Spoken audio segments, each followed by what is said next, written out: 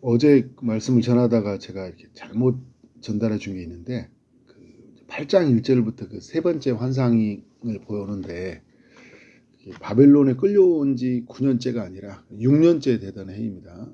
참고하시고, 또 우리 말씀을 또 바르게 전해야 되니까, 또 여러분도 말씀을 바르게 듣고 또 살아가야 되잖아요. 그죠? 에스겔서가 이제 하나님이 계신 보좌를 많이 보여줘요. 1장 전체가 보여주고, 또 3장 12절부터 15절까지 보여주고, 8장 1절부터 4절까지 해서 보여주고, 또 오늘 읽었던 10장 전체에서도 그 하나님의 보좌를 보여줘요. 1절을 보면 그룹들 머리에 궁창에 남보석 같은 것이 있는데 그들 위에 보좌의 형상이 있다 이야기를 해요. 1장과 거의 비슷한 이야기가 이제 10장에서 전개가 되고 있거든요.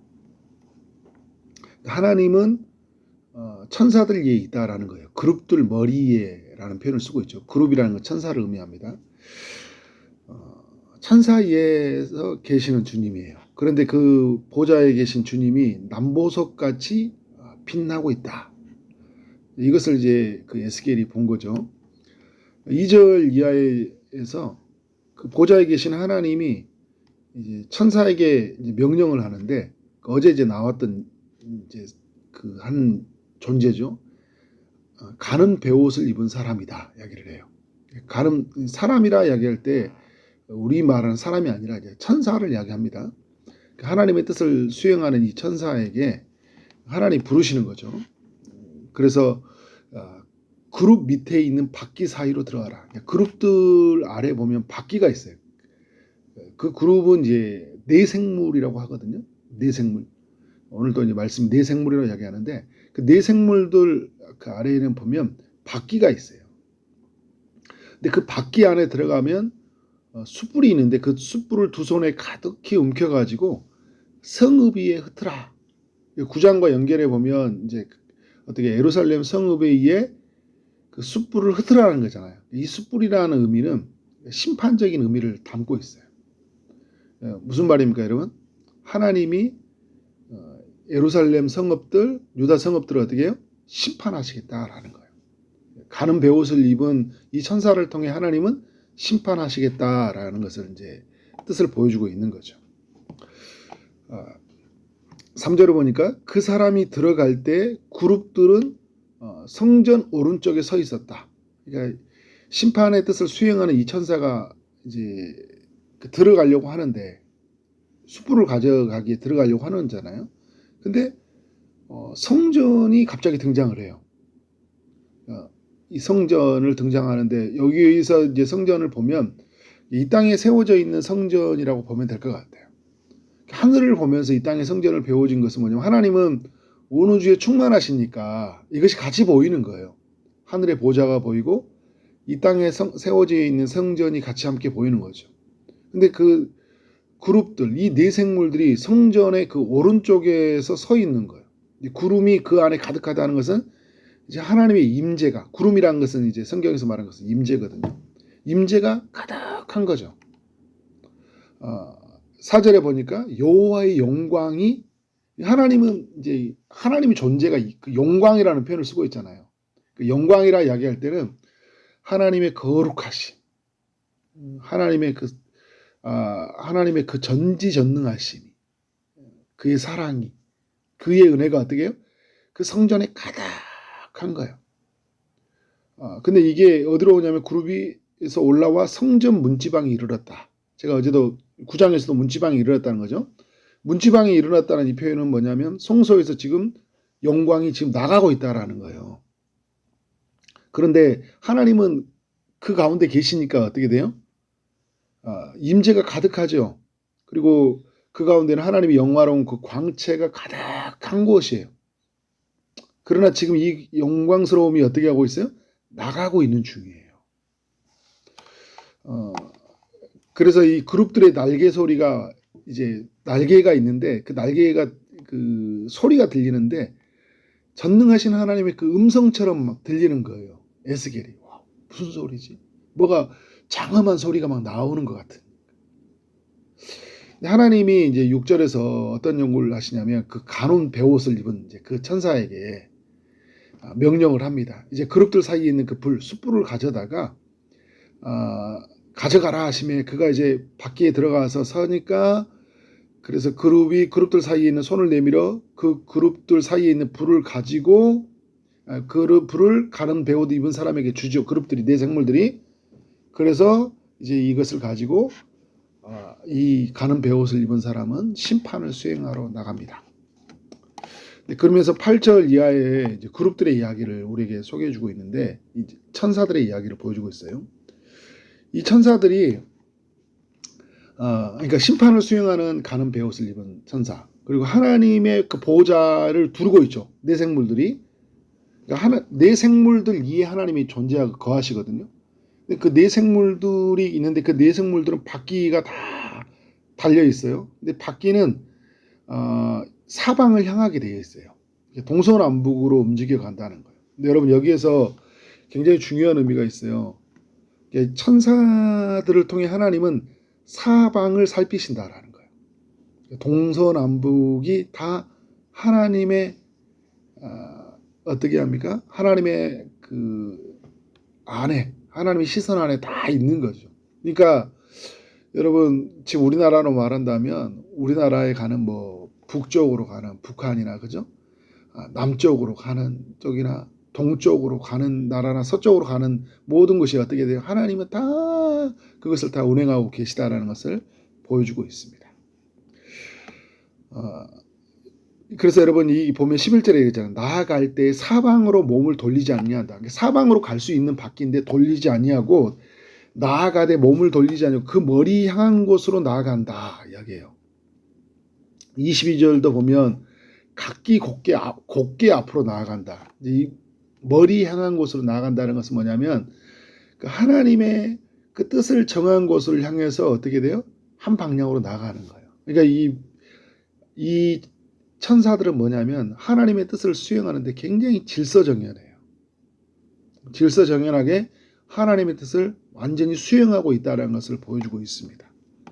근데 여러분 이것이 이 천사들은 하나님의 뜻을 수행해 간다고 할 때 하늘에서는 하나님을 예배하지만 땅에서는 어떻게 해요? 자신의 백성들, 하나님의 백성들을 보호하시고 또 하나님의 백성들이 죄를 짓게 했을 때 징계의 도구로 이제 사용을 하신다. 이제 천사들이 되는데 근데 그 하나님의 뜻을 수행하기 위해서 그들이 막 움직여 가요. 그래서 여러분 우리 이제 하나님의 사람들을 세워가기 위해서 하나님은 수많은 천군 천사들을 그리고 네 생물들을 동원해서 하나님의 백성들을 세워가시는 거죠.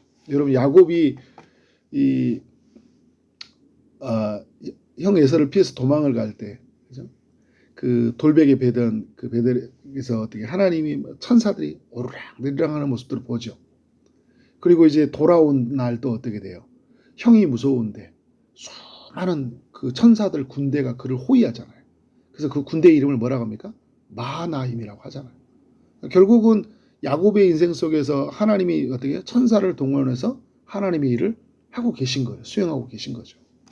근데 여러분 신약시대 때 너무 영광스러운 거 뭐냐면 천사를 통해 하나님 일하시지만 이제 하나님의 성령이 우리 가운데 오셔서 하나님이 우리를 움직여 가시는 거예요. 하나님이 놀라우신 거예요. 하나님이 우리와 함께 하시고 천사들을 동원하시고 하나님의 백성들을 보호하시는 모습들을 우리가 볼 수 있는 거죠. 근데 여러분 12절에 보니까 이런 이야기를 해요. 그 몸과 등과 손과 날개와 바퀴 곧 네 그룹의 바퀴의 둘레가 다 눈이 가득하더라. 눈이 가득해요. 이게 무슨 말이냐면 하나님이 어떻게 천사들을 통해 사방을 살펴보고 계시다라는 것을 우리에게 알려주고 있는 거예요. 사방으로 살펴보신다. 그러니까 여러분 우리가 우리의 삶에 보면 교회만 계시는 게 아니라 우리의 가정에도 계시고 일터에도 계시고 이 천사의 눈이 가득한 것처럼 하나님이 우리 곳곳을 우리를 살피신다라는 것을 보여주고 있는 거예요. 하나님의 백성들은. 그래서 여러분 혼자 있다고 두려워하지 마세요. 다른 장소로 옮겨간다고 두려워하지 마세요.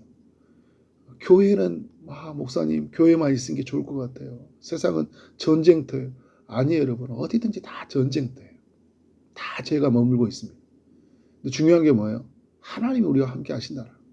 하나님이 불꽃 같은 눈동자로 우리를 보고 계시고 천사들의 수많은 그 눈을 허락하셨다는 건 뭐예요? 하나님이 곳곳을 우리를 살피신다는 거. 모든 사람들을 살피신다라는 것을 우리가 꼭 기억해야 됩니다. 근데 여러분 오늘 이렇게 말씀을 쭉 들어보면 천사들이 이렇게 네 면이 있는데 첫째면은 그룹의 얼굴이요, 둘째면은 사람의 얼굴이요, 셋째는 사자의 얼굴이요, 넷째는 독수리 얼굴이다 이렇게 이야기하고 있어요. 그러니까 그룹의 천사들의 얼굴이거든요. 그러니까 하나님이 이 이야기를 통해서 우리에게 보여주고 있는 게 뭐냐면 14절에서 하나님 안에서 천사들 그리고 둘째 사람들이죠. 이 땅에 있는 사람들, 사자, 동물의 대표죠. 사자들 그리고 새의 대표인 독수리. 하나님이 어떻게 해요? 모든 것을 다 보존하고 계시다는 것을 보여주고 있는 거예요. 그러니까 이 네 생물들을 통해서 온 세상을 하나님의 손 안에서 다 돌보고 계시다라는 것을 보여주고 있는 그들이 이제 대표로 하나님 앞에 서 있는 거잖아요. 근데 여러분 이제 여기서 어떤 일이 일어납니까?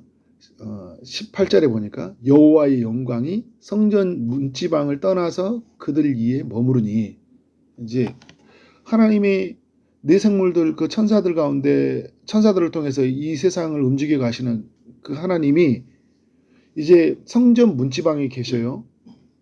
이 말은 무슨 말이라고 했죠? 이제 성전 중앙에서 문지방으로 떠나가고 계시다는 거죠. 19절 보니까 그룹들이 날개를 들고 성전 옆에 있었던 그룹들이 그 내 눈 앞에, 그러니까 에스겔의 눈앞에 땅에서 올라가는데 그들이 나아갈 때 바퀴도 그 가운데 함께 하더라. 이제 그 그룹들이 움직여 가고 있어요. 근데 그때 여러분 여기서 중요한 거예요. 그들이 여호와의 전으로 들어가는 동문에 머물었다 이야기를 하고 있어요. 무슨 말이냐면 이제 성소는 성소의 문지방을 들어가면 예를 들어서 지성소가 있고 성소가 있고 그리고 이제 성전 마당이 있고 마당에서 마지막에 나가는 게 이제 성전의 문이 있어요. 성전의 문이 어디에 있냐면 동쪽에 있어요. 그러니까 여러분이 지금 성전으로 들어가는 동문에 이르렀다는 것은 지금 하나님의 영광이 지금 어디에 나가고 있다는 거예요?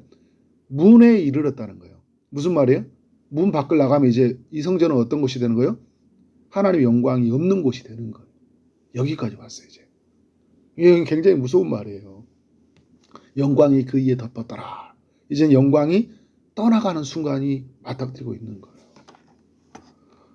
저는 이제 이런 모습들을 보면서 이스라엘에게 정말 하나님의 축복은 뭐냐면 하나님이 그들과 함께 하셨다는 거죠. 하나님의 영광이 있었다. 그들에게 세워진 성전 속에 하나님의 영광이 있었다라는 거예요. 그래서 하나님이 이제 그 영광이 떠나간다는 건 뭐예요? 이제 여러분 17절에서 말했던 천사들이 네 생물들이 19절에서 그러죠. 네 생물들이 함께 움직여 갔잖아요. 그러면 네 생물들을 통해서 일하시는 하나님이 나타나지 않는다라는 거잖아요. 사방을 두루 살피시고 그 눈으로 각들을 돌보시고 하나님이 정하신 방향을 따라서 어떤 일이 있더라도 어떻게 해요? 질서정연하게 모든 것이 합력하여 선을 이루시는 하나님이 일을 이루셨잖아요.